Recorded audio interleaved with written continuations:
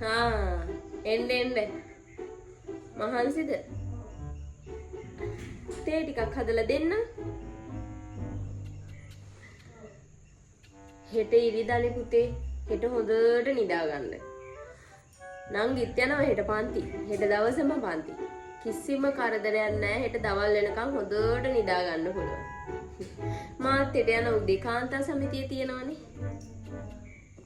හොඳට නිදා ගන්න. ලොකු පුතේ. දැන් මෙයා පියද? උදේ 8ට වෙලා. තාම රෙඩි නැහැ. ඉවර දැන් මේ එතන පොදන්න කිසිම නෑවන්නේ නැහැ. අඩුව දැන් ගෝල් ටිකක් දාලා